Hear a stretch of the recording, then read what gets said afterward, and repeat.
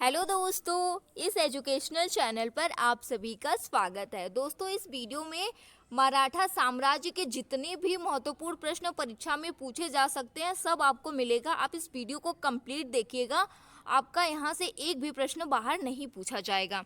मराठा राज्य संघ की स्थापना किस पेशवा के समय हुई? बालाजी विश्वनाथ के समय हुई थी। मराठा साम्राज्य के संस्थापक हैं शिवाजी, इनकी माता का नाम जीजाबाई। शिवाजी के पिता हैं साजी भोसले, इनका विवाह हुआ था शाहीबाई निम्बालकर के साथ। इनके गुरु थे समर्थ रामदास, इनकी राजधानी थी रायगढ़। दोस्तों, ये सभी तथ्य इंपॉर्टेंट है, यहाँ से प्रश्न पूछा जाता है। शिवाजी का जन्म सिवनेर किले में हुआ था। कब हुआ था? 1627 ईस्वी में। कहाँ पर? सिवनेर के किले में। शिवाजी पर सबसे अधिक प्रभाव माता जीजाबाई का था। इनकी जो माता थी जीजाबाई, उनका सबसे अधिक प्रभाव इन पर पड़ा था। शिवाजी के आध्यात्मिक मार्गदर्शक दादा कोड़देव थे। कौन थे? दादा कोड़देव। शिवाजी सबसे अधिक प्रभावित संत तुकाराम से हुए थे। शिवाजी के प्रारंभिक संघर्ष बीजापुर राज्य के विरुद्ध हुए। मुगलों के साथ शिवाजी का प्रथम संघर्ष 1657 में हुआ था, जब शिवाजी ने अहमदनगर व जुन्नर के किलों पर धावा बोला। शिवाजी छुरा मारकर बीजापुर के सेनापति जिनका नाम था अफजाल खान, उनकी हत्या कर दी। आपसे सीधे सीधे प्रश्न ऐसे पूछा जाएगा कि शिवाजी ने बीजापुर के किस राष्ट्रपति को छुरा मारकर हत्या कर दी थी? इनका नाम है अफजल खां। किसने कहा है कि वह अपने घोड़े से उतरे बिना ही शिवाजी को हथकड़ी डालकर गिरफ्तार कर लेगा? ये किसने कहा है? बीजापुर के सेनापति अफजल खान ने। शिवाजी के दमन के लिए औरंगजेब ने किसे भेजा था? शिवाजी के दमन के लिए औरंगजेब ने शाइस्ता खां और मिर्जा राजा जयसिंह को भेजा था। शिवाजी ने शाइस्ता खां को कब पराजित किया था? 1663 ईस्वी में। कब? 1663 ईस्वी में। किस प्रसिद्ध सेनापति ने शिवाजी के बारे में कहा था कि हम उसे वृत्त के घेरे की तरफ बांध लेंगे? मतलब कि किस प्रसिद्ध सेनापति ने शिवाजी के बारे में यह कहा कि हम उसे यानी कि शिवाजी को वृत्त के घेरे की तरफ बांध लेंगे? यह कहा है मिर्जा राजा जयसिंह ने। शिवाजी ने सूरत नगर पर 2 बार आक्रमण किए, 2 बार लूटा।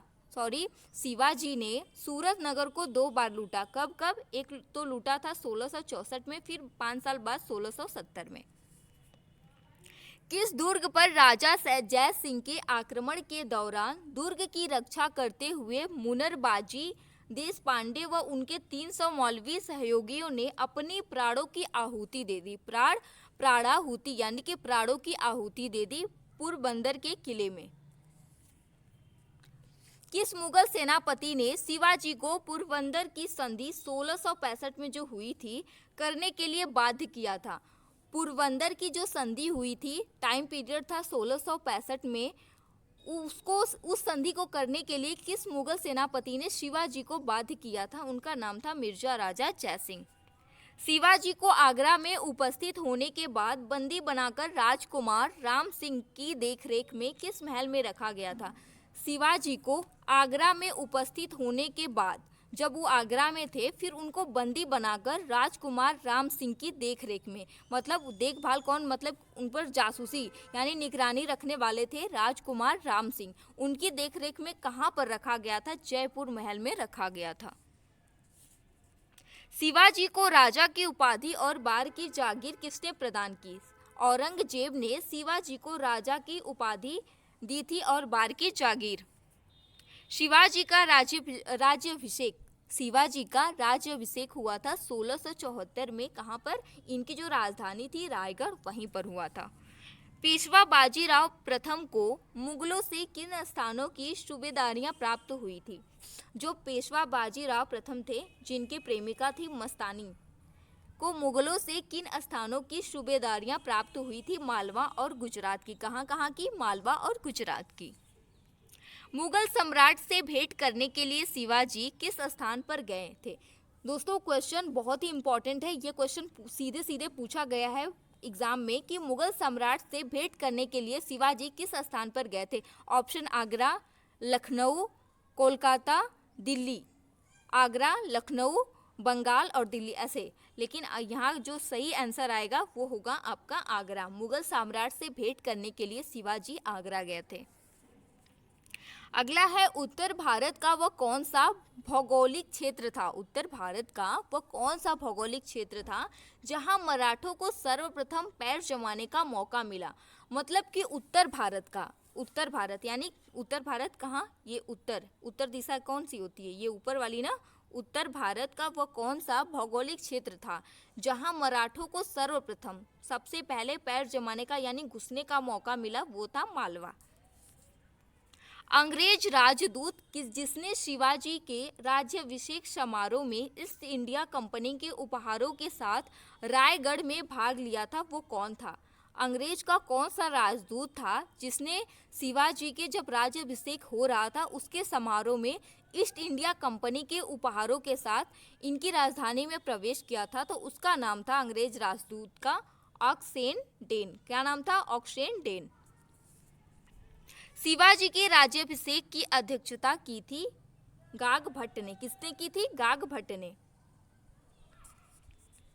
अगला है मैं शिवाजी को हिंदू प्रजापति का अंतिम प्रतिभा संपन्न व्यक्ति और राष्ट्र निर्माता मानता हूँ। मैं शिवाजी को हिंदू प्रजाति का अंतिम प्रतिभा संपन्न व्यक्ति और राष्ट्र निर्माता मानता हूँ, ऐसा किस इतिहासकार ने कहा है। ऐसा कहने वाला इतिहासकार है जानुनाथ सरकार। इसका क्या नाम है, जादूनाथ सरकार।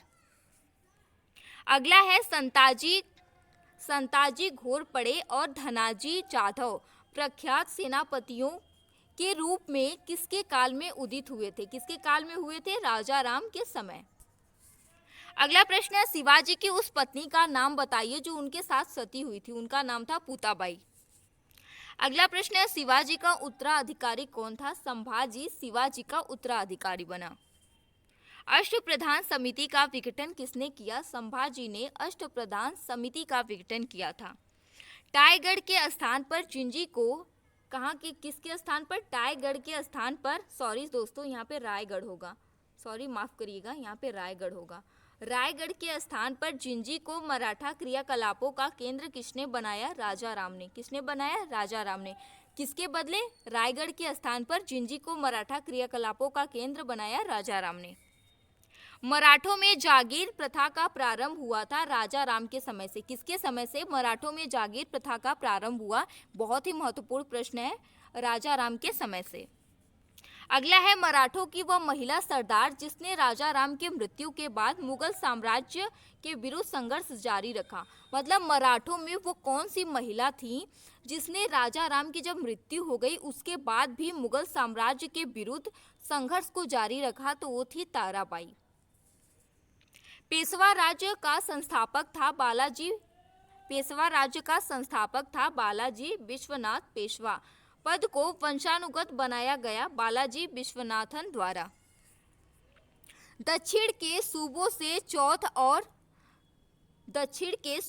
चौथ और सरदेश मुखी प्राप्त करने का अधिकार किस पेशवा को प्राप्त था, बालाजी विश्वनाथन को। अगला है पेशवा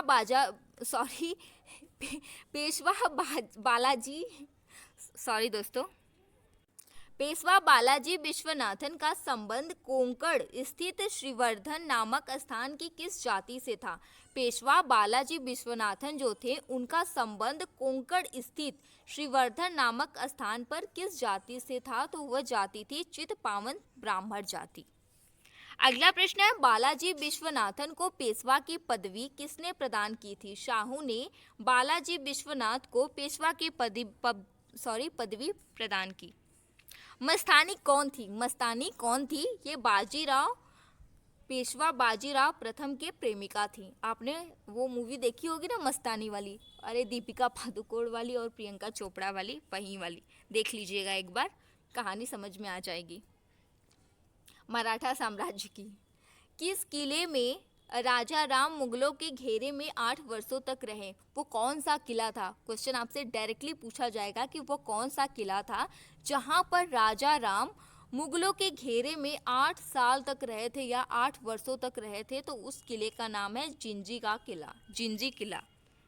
ताराबाई कौन थी? ये थी मराठा शासक राजा राम की पत्नी। मराठा जो शासक थे राजा राम, इनके मृत्यु के बाद इन्होंने यानी कि ताराबाई इनकी पत्नी ने मुगल साम्राज्य के विरुद्ध अपना संघर्ष जारी रखा। किस मराठा पेशवा ने मराठा पताका कृष्णा से अटक नदी तक फहराने की बात कही? किस मराठा पेशवा ने जो मराठा का पताका था, मतलब कि प्राचीन समय में जो झंडा हम लोग अभी झंडा बोलते हैं ना, उसको पताका बोला जाता था। पताका कृष्णा से अटक नदी तक फहराने की बात की तो वो थे पेशवा बाजीराव प्रथम। 1728 में बाजीराव प्रथम के हाथों किस पराजय के बाद निजाम को मुंशी शिवगांव की संधि पर हस्ताक्षर करने पड़े थे? मतलब कि 1728 में बाजीराव प्रथम के हाथों किस पराजय, मतलब बाजीराव के हाथों पराजय के बाद निजाम को मुंशी शिवगांव की संधि पर हस्ताक्षर करने पड़े थे पालखेड़ के युद्ध में। किस युद्ध में? पालखेड़ के युद्ध में। अगला है, हमें सूखे वृक्ष की जड़ों पर प्रहार करना चाहिए। हमें, ये देखिए, ये सभी को अपने जीवन में उतारना चाहिए इस बात को। हमें सूखे वृक्ष की जड़ों पर प्रहार करना चाहिए, शाखाएं तो अपने आप ही गिर जाएंगी। जब हम जड़ पे प्रहार करेंगे तो सीधे सीधे जब जड़ गिरेगा तो शाखाएं तो अपने आप ही गिर जाएंगी। मतलब अगर शाखाओं को गिराना हो तो उसकी जड़ को ही गिरा दो। ये किसने कहा है? बाजीराव प्रथम ने कहा है। अगला है, किस यूरोपियन शक्ति ने 1739 में मराठों ने सालसेट और बशीन को जीत लिया था? किस यूरोपियन शक्ति से 1739 में मराठों ने सालसेट, ये देखिए सालसेट और बशीन को जीत लिया था पुर्तगालियों से। अगला है, किस मराठा इतिहासकार ने पानीपत के तृतीय युद्ध का आंखों देखा वर्णन किया है? कौन सा इतिहासकार है जिसने पानीपत के तीसरे युद्ध का आंखों देखा, मतलब कि वो अपनी आंख से सामने से देखा है फिर उसका वर्णन किया है? तो वो है काशीराज पंडित। कौन है? काशीराज पंडित। ये भी बहुत ही महत्वपूर्ण है, एग्जाम में पूछे जाने के काफी अधिक चांस है। पेशवा बाजीराव प्रथम ने मुगलों से जो सूबेदारियां प्राप्त की थी वे थी। पेशवा बाजीराव प्रथम ने मुगलों से जो सूबेदारियां प्राप्त की थी वो कौन सी थी? एक गुजरात की और एक मालवा की। अगला है, हिंदू पद पादशाही किसका आदर्श था? बाजीराव प्रथम का। 1761 में पानीपत के तृतीय युद्ध में मराठा सेना का संचालन किसने किया था? सदाशिवराव भाऊ ने। किसने किया था? 1761 ईस्वी में जब पानीपत का तीसरा युद्ध हुआ था उस समय जो मराठा सेना का नेतृत्व या फिर संचालन करने वाले थे उनका नाम है सदाशिवराव भाऊ। मराठा राज्य संघ को निर्णायक पराजय देने वाला अंग्रेज गवर्नर जनरल कौन था? उसका नाम था लॉर्ड हेस्टिंग। कौन था? Lord Hasting. ये थोड़ा सा मिसटाइप हो गया है, इसके लिए मैं माफी चाहूंगी। अगला है, किस मराठा सरदार का जन्म एक दलित कुल में हुआ था? यहाँ पे गौर करिएगा, दलित कुल में। किस मराठा सरदार का जन्म दलित कुल में हुआ था? सिंधिया का जन्म दलित कुल में हुआ था। शिवाजी और बाजीराव प्रथम के बीच एक उभयनिष्ठ विशेषता थी जिसमें युद्धों में इनकी सफलता सुनिश्चित की। शिवाजी और बाजीराव प्रथम, इन दोनों के बीच एक उभयनिष्ठ विशेषता थी जिससे युद्धों में, मतलब कि युद्ध के समय इनकी सफलता सुनिश्चित की। छापामार युद्ध प्रणाली, इन दोनों का मतलब इन दोनों का सेम था। इनकी भी, शिवाजी और बाजीराव, इन दोनों को, ये दोनों किस विधि से युद्ध करते थे? छापामार युद्ध प्रणाली से। अगला है, सेना का नेतृत्व किस सेनापति ने किया था? सेना का नेतृत्व किसने किया था? सदाशिवराव ने। अगला प्रश्न है, पानीपत के तृतीय युद्ध के समय मुगल बादशाह कौन था? जब पानीपत का तीसरा युद्ध हुआ था उस समय मुगल शासक का बादशाह था शाह आलम द्वितीय। कौन था? शाह आलम द्वितीय। यहाँ से सीधे सीधे प्रश्न पूछा जाता है। मराठों का प्रथम विस्तृत, मतलब कि जो विस्तार में लिखा जाता है, विस्तृत इतिहास लिखने वाला इतिहासकार कौन था? मराठों का पहली बार पूरे व्याख्या के साथ एकदम विस्तृत तरीके से इतिहास लिखने वाला इतिहासकार था ग्रांट डफ। कौन था? ग्रांट डफ। अगला प्रश्न है मराठा काल में लिखी पुस्तक जिसका नाम है दासबोध। मराठा काल में लिखी गई पुस्तक दासबोध का लेखक है रामदास। कौन है? रामदास। दासबोध को किसने लिखा है? रामदास ने। अगला है बंगाल के नवाब की मदद के लिए कौन आया था? बंगाल की नवाब की मदद के लिए कौन आया था? ये आया था निजामुल। कौन आया था? निजामुल मुल्क। कौन था? निजामुल मुल्क। अगला है नाना फडणवीस का असली नाम क्या था? नाना फडणवीस का असली नाम था बालाजी जनार्दन भानु। कौन था? बालाजी जनार्दन भानु। अगला है 1776 की पोरबंदर की संधि के समय मराठा प्रतिनिधि कौन था? मराठा का प्रतिनिधि कौन था? तो वो था फडणवीस नाना। किस मराठा सरदार की मृत्यु पर ब्रिटिश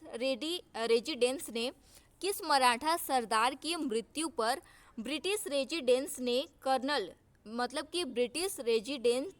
कर्नल पामर ने कहा कि उसके साथ ही मराठों की सूझबूझ तथा संयम भी चला गया। जब इनकी मृत्यु हो गई दोस्तों, जब नाना फडणवीस की मृत्यु हो गई तब ब्रिटिश का एक रेजिडेंट था जिसका नाम था कर्नल पामर। क्या नाम था? Colonel Palmer. उसने कहा कि इनके साथ साथ मराठों की सूझबूझ तथा संयम की भी चला गया। जब इनकी मृत्यु हो गई तब उसने कहा कि इनके मृत्यु के साथ ही मराठों की सूझबूझ और संयम भी चला गया। अगला है मराठों की किस शाखा के नेता ने अंतिम पेशवा बाजीराव द्वितीय को पराजित किया? मराठों की किस शाखा के नेता ने अंतिम पेशवा बाजीराव द्वितीय को पराजित किया? होलकर ने। अगला प्रश्न है पेशवाओं के अधीन मराठा सरकार का स्वरूप कैसा था? ढीला राजसंघ था। कैसा था? ढीला राजसंघ। किस पेशवा ने जंजीरा के सिद्धियों के विरुद्ध एक लंबा अभियान आरंभ किया था? बाजीराव प्रथम ने जंजीरा के सिद्धियों के विरुद्ध एक लंबा अभियान आरंभ किया था। अगला है शाहू को दक्कन में चैत तथा चैत एवं सरदेशमुखी का अधिकार किस बादशाह के काल में प्राप्त हुआ? इनका नाम था फर्रुख सियर के काल में। किसके काल में? फर्रुख सियर के काल में। अगला है कौन सा पेशवा नाना साहब के नाम से जाना जाता था या फिर नाना साहब के नाम से प्रसिद्ध था? बालाजी बाजीराव। कौन था? बालाजी बाजीराव। कौन मराठा सेनापति पानीपत के तृतीय युद्ध में जिंदा तो बच गया मगर लंगड़ा हो गया? कौन सा मराठा का सेनापति था? माधवराव सिंधिया। माधवराव सिंधिया मराठा का सेनापति था। जब पानीपत का तृतीय युद्ध हो रहा था तो उस युद्ध के दौरान यह जिंदा तो बच गया लेकिन लंगड़ा हो गया। अंग्रेजों और रघुनाथ राव राघोबा के मध्य सूरत की संधि कब हुई थी? 7 मार्च 1775 ईस्वी में। अगला है बालाजी बाजीराव के समय राज्य कर्मचारी एक सचिवालय जैसी संस्था में केंद्रीकृत थे जिसे क्या कहा जाता था? जिसे फाद कहा जाता था। अगला है किस पेशवा के समय मराठा राज्य अपने चरम विस्तार पर था? बालाजी बाजीराव के समय जो पेशवा मराठा राज्य था अपने चरम विस्तार पर था, मतलब अपने चरम पर था, काफी अधिक ऊंचाई को छू रहा था। किस पेशवा ने नाना फडणवीस के मनमाने व्यवहार से तंग आकर आत्महत्या कर ली? पेशवा माधवराव नारायण ने नाना फडणवीस के मनमाने व्यवहार से तंग आकर आत्महत्या कर ली। अगला है 1804 में किस मराठा सरदार ने कर्नल मोनसन को कोटा के पास मुकुंदरा के दर्रे में पराजित किया? 1807 में किस मराठा सरदार ने, देखिए दोस्तों 1804 में होलकर ने जो कि मराठा सरदार था उसने कर्नल मोनसन को कोटा के पास मुकुंदरा के दर्रे में पराजित किया। अगला प्रश्न है किस मराठा सरदार ने तृतीय आंग्ल मराठा युद्ध के समय बिना युद्ध किए ही अंग्रेजों की अधीनता स्वीकार कर ली थी? सिंधिया जो एक मराठा का सरदार था उसने तृतीय आंग्ल मराठा युद्ध के समय बिना युद्ध किए ही अंग्रेजों की अधीनता स्वीकार कर ली थी। अगला है माधवराव प्रथम की मृत्यु के बारे में। यह किसने कहा है कि मराठा साम्राज्य को पानीपत की पराजय का उतना आघात नहीं पहुंचा जितना माधवराव की अकाल मृत्यु का। ये कहने वाले इतिहासकार हैं ग्रांट टफ। कौन है? Grant tough. अगला है पेशवा पद प्राप्त करने के लिए किस मराठा ने अंग्रेजों से सहायता मांगी जिसके फलस्वरूप प्रथम आंग्ल मराठा युद्ध हुआ? वो थे रघुनाथ राव, जिसने अंग्रेजों से सहायता मांगी थी पेशवा पद प्राप्त करने के लिए। अगला प्रश्न है वह मराठा सरदार जिसने मुगल सम्राट से पेशवा को वकील ए मुतलक, ये कौन सा? ये उर्दू भाषा का कोई शब्द है। वकील ए मुतलक की पदवी दिलाई थी, वो कौन था? महादजी सिंधिया। कौन था? महादजी सिंधिया। अगला है रणभूमि में अपने पतियों के साथ स्त्रियों के साथ जाने की प्रथा को किसने बढ़ावा दिया? मतलब कि इसका सीधा मतलब है कि रणभूमि में पहले ये होता था ना कि सिर्फ पुरुष ही जाएंगे, लेकिन पुरुष के साथ साथ उनकी पत्नी भी रणभूमि में जा सकती है। इसको बढ़ावा देने वाले थे सदाशिव राव। कौन थे? सदाशिव राव। दोस्तों ये थे कुछ महत्वपूर्ण प्रश्न मराठा साम्राज्य से जो कि सीधे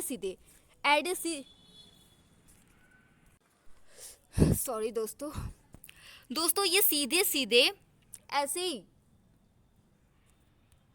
आपकी परीक्षा में पूछे जाते हैं। नहीं, सॉरी दोस्तों, माफ़ करिएगा, बीच में थोड़ी सी प्रॉब्लम हो गई।